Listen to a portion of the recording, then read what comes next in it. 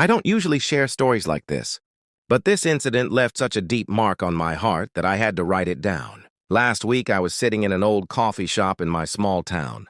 I was working on my laptop, stressed out, caught up in work deadlines and the usual pressures of life. I was in a bad mood, maybe even a bit irritable. Suddenly, an elderly man, perhaps in his 70s or 80s, stopped by my table. He had a warm smile and there was a spark in his eyes, as if he knew all the secrets of the world. He asked, "May I sit here, young man?" I was a bit surprised, but I nodded in agreement. We started talking. His name was Frank. He told me he comes to this coffee shop every Sunday because it was a favorite spot for him and his late wife. He spoke about his wife with such love, as if she were still with him. He said, "We used to come here every Sunday for coffee, and she would always tell me, 'Frank, life is in the little moments. Don't forget them.'" I shared a bit about my stress, work, money, and the feeling that I'm falling behind in life.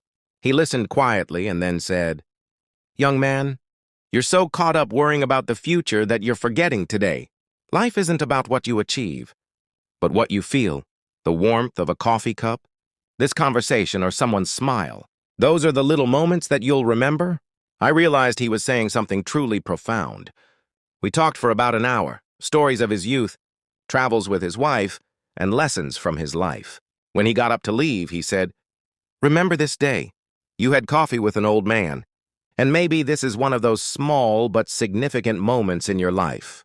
I almost cried as I left the shop. Frank's simple words reminded me that the little things in life, a conversation, a smile, or a warm cup of coffee, are what truly matter. Now I try to find and cherish those small moments every day. TL. DR, a meeting with an elderly man in a coffee shop taught me that life is in the little moments. In the hustle of life, don't forget the moments that bring you joy.